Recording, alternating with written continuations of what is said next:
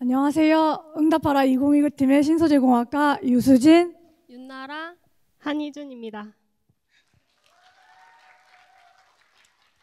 네, 저희는 이제 제가 2019년 신소재공학과에 입사하면서 공동 연구원이시던 교수님들의 연구원 윤나라, 한희준 선생님을 만나게 되어서 저희 업무나 일상생활 공유하면서 오늘 이 자리까지 함께하게 되었습니다. 저희가 지금 너무 떨리는데요. 저희보다 앞서 발표하신 근접지원 4팀 선생님들 너무 대단하시고 수고하셨고요. 그 마무리를 저희가 할 수 있게 되어서 너무 영광입니다. 저희 팀은 연구행정의 사계절이라는 주제로 저희와 같은 연구행정 선생님들의 사계절, 즉 1년을 어떻게 보내는지에 대해 발표해 보고자 합니다. 발표하기에 앞서 저희가 화면 하나 보여드리겠습니다.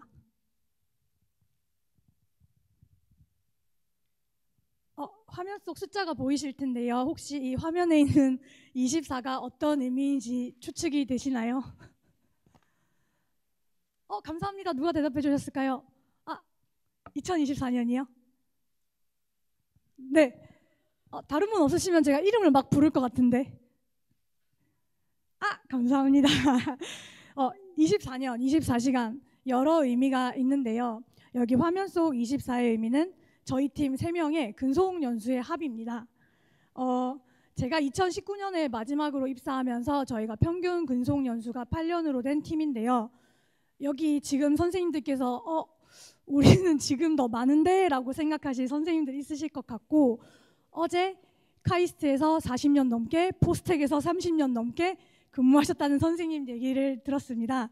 당연히 저희보다 베테랑 선생님들이 있으신 거 알기 때문에 저희가 이거를 자랑하려고 보여드리는 숫자가 아니라 저희 3명이 유니스트에서 이렇게 24번의 사계절을 보냈음에도 불구하고 매월 업무 누락에 대한 불안감과 매번 이제 해야 할 일이 무엇인지 고민한다는 것을 알게 되었습니다. 그래서 이것이 다만 저희만의 고민이 아닐 것이라고 생각하여 다른 연구행정 업무하시는 분들과 공유해보고자 발표를 하게 되었습니다. 우선 저희 3명이 유니스트에서 근무하며 수행했거나 수행 중인 과제를 간략히 정리해보았습니다. 신소재공학과 최경진 교수님 과제를 담당하는 한희준 선생님은 키스트 유니스트 울산 융합신소재연구센터 사업 담당으로 입사하시어 5년간 과제를 수행하였고, 현재는 에너지 기술 개발 사업 대형 과제 위주로 과제를 수행하고 있습니다. 저는 입사 이후 3번째 교수님인 김주영 교수님을 담당하고 있는데요. 연구 책임자는 변경되었지만 입사부터 지금까지 계속해서 기초연구실 지원 사업을 수행하고 있습니다. 신소재공학과 송명훈, 최한기 교수님을 담당하는 윤나라 선생님의 경우 신소재공학과 BK 사업 담당으로 입사하시어 현재 유니스트 최초의 보완과제를 수행 중입니다. 저희가 이렇게 저희 사업을 보여드린 이유는 각각 이렇게 다양한 사업을 담당하고 있지만 연구행정을 하다 보면 공통적으로 하는 일들이 있습니다. 공통적으로 하는 일들은 주로 일상적인 업무와 비정기적인 업무로 나눌 수 있습니다. 이 두 업무는 특정 월에 해야 하는 일은 아닌데요. 일상적인 업무의 경우 매달 처리해야 하는 카드, 세금 계산서 전표 처리, 연구원 인건비 입력, 출장 관련 여비정산 등이 있습니다. 이러한 업무는 많은 선생님들이 늘 하시는 일로 알고 있습니다.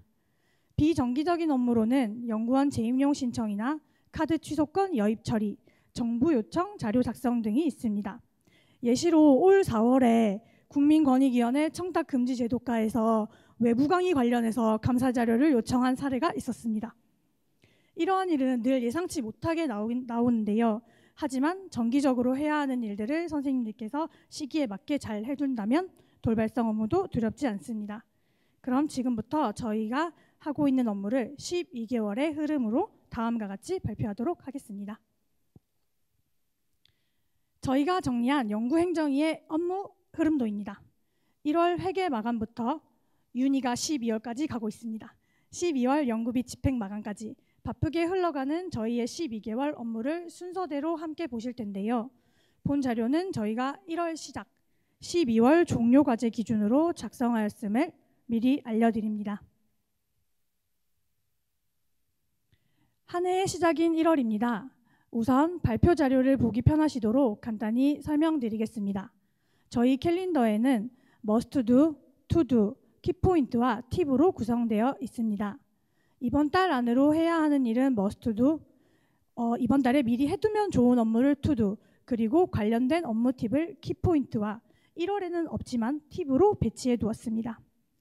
우선 must do로는 1월에는 2023년 전년도 회계 마감을 반드시 해야 하는데요.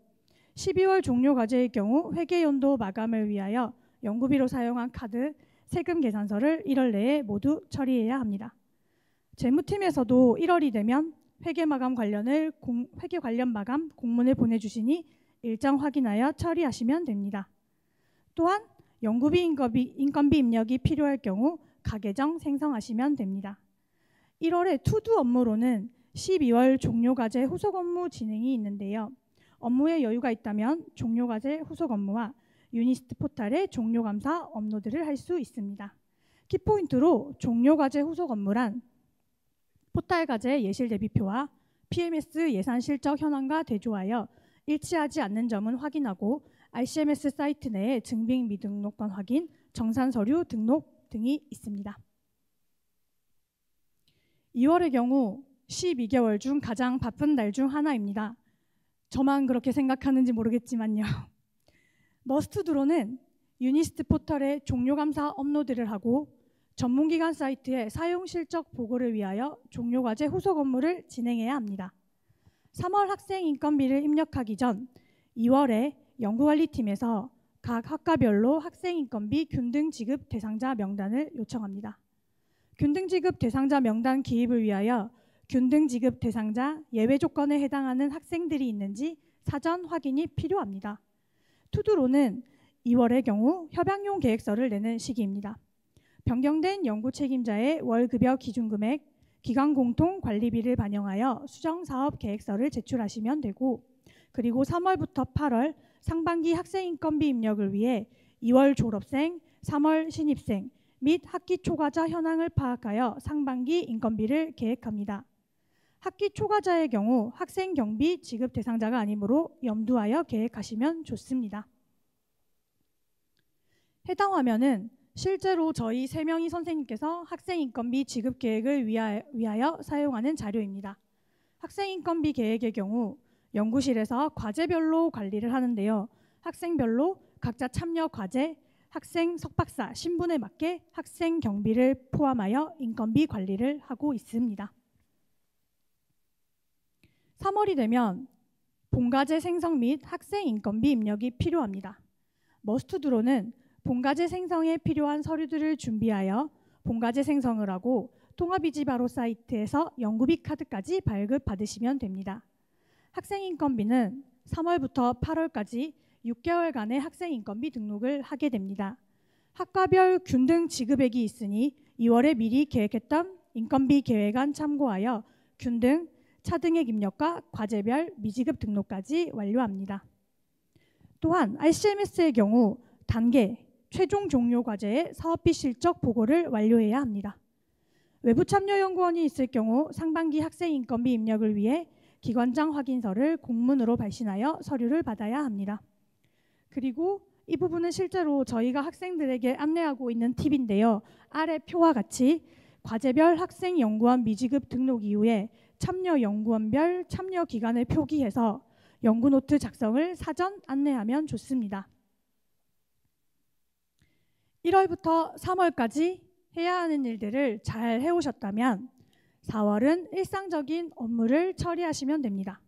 하지만 혹시 여유가 있으시다면 본과제 생성 이후 가계정으로 집행했던 것들을 통합이지바로 사이트에 수기 등록을 해놓으시면 추후 종료 시기에 바쁘지 않습니다.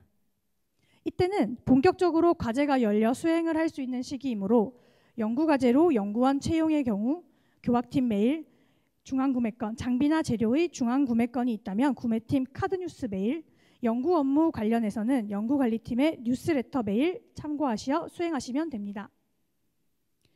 이렇게 순서대로 보시면 차례대로 교학팀, 구매팀 카드뉴스, 연구관리팀 뉴스레터입니다. 이렇게 늘 담당 부서에서 메일이 오고 있으니 업무에 적극 활용하시면 좋겠습니다. 5월의 경우 4월과 마찬가지로 여유가 있을 때 연구 책임자의 3책 50 및 국가 R&D 사업 총 인건비 계상률 주기적으로 확인하는 것을 권장합니다. 유니스트 포털에는 연평균으로는 조회되지 않아서 아래와 같이 자체적으로 관리해 주시면 신규 과제 지원할 때 연구 책임자의 인건비 계상률을 조금 더 쉽게 파악할 수 있습니다. 6월은 지금 저처럼 신규로 지원하는 과제가 없다면 정말 다행히도 머스트두가 없는 달인데요. 그렇지만 투두로는 RCMS 과제가 있으시다면 RCMS 사이트 내 회계법인에서 진행한 상시 점검 코멘트를 미리 확인하고 보완해 놓으면 좋습니다. RCMS 연구 활동비 내에 국외 출장 탭만 부가정보 수기 등록을 했었는데요. 최근에 모든 연구 활동비 세세목에 부가정보를 등록하게 바뀌었더라고요. 언젠가는 자동 전송이 되기를 바랍니다. 유니스트에서 여름방학 동안에 진행하는 유서프에 참여하는 학생이 있다면 마찬가지로 연구과제 신규 참여 통보 및 필요한 서류 준비하셔야 합니다.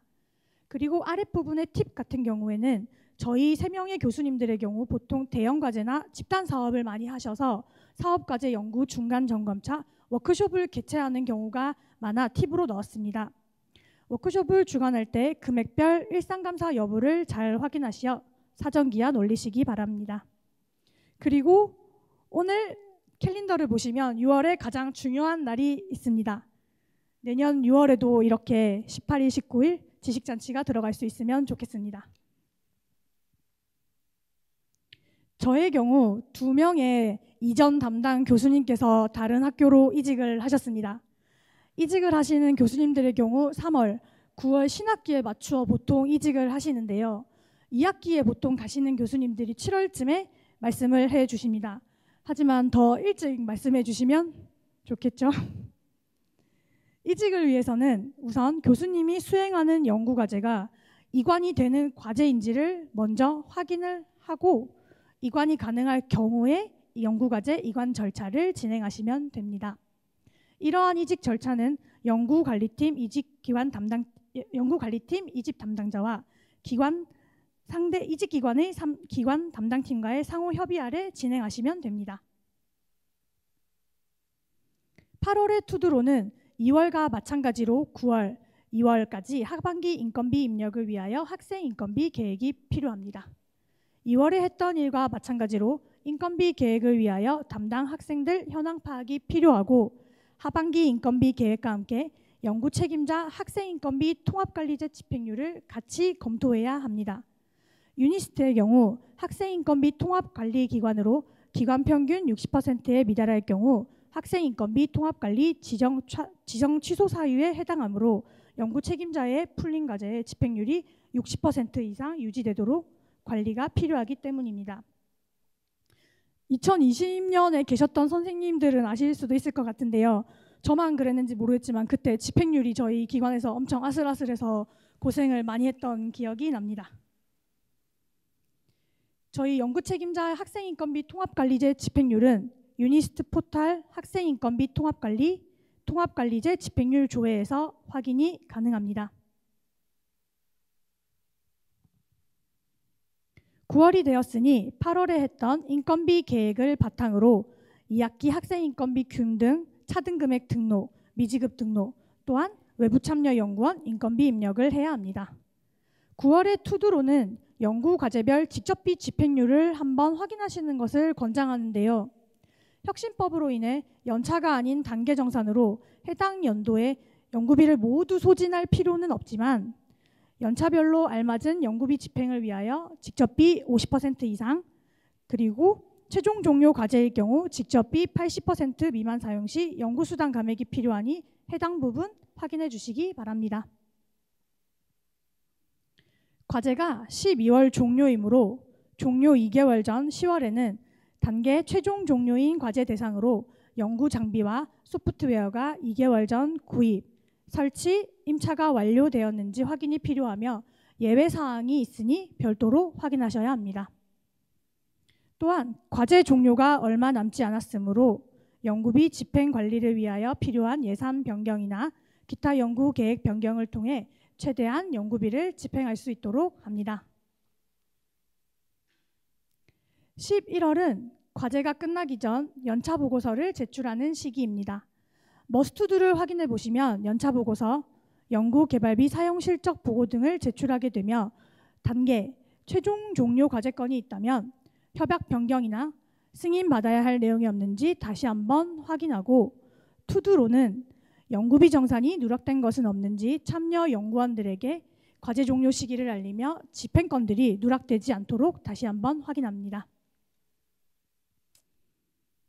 12월까지 바쁘게 달려오셨습니다.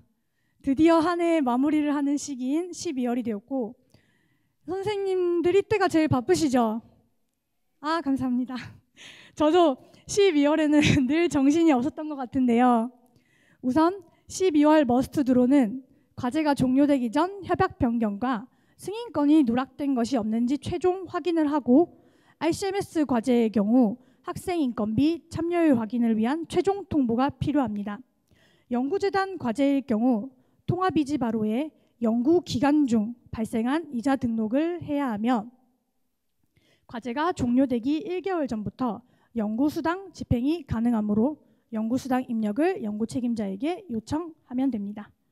팁으로는 산업부 과제의 경우 해당 연차 마지막 인건비 지급 이후 연구수당 지급이 가능하므로 유니스트 학생 인건비가 지급되는 25일 다음 날인 26일부터 지급 가능하니 참고하시기 바랍니다.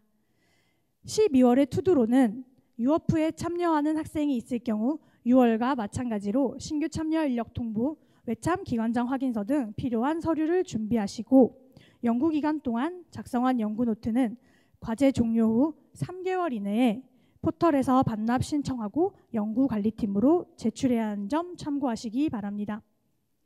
또한 RCMS 과제가 있다면 RCMS 사이트에 현물도 등록해 놓으면 됩니다. 봄, 여름, 그리고 가을을 지나서 겨울까지 저희 유니스트 연구행정위의 12개월이 지났습니다.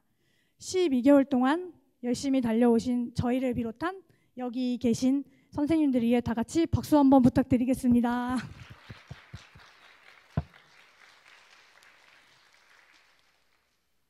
저희가 이번 발표를 준비를 하면서 저희가 하는 일에 대해서 조금 더 많이 깊이 생각해 볼 수 있는 시간을 가지게 되어서 연구행정에 대해 저희 3명 스스로와 그리고 저희 담당 교수님들께 연구행정에 관한 질문을 한번 해보았습니다.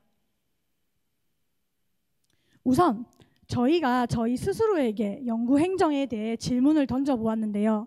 과연 실제로 연구행정 업무를 하는 저희가 생각한 연구행정의 매력은 무엇일까요?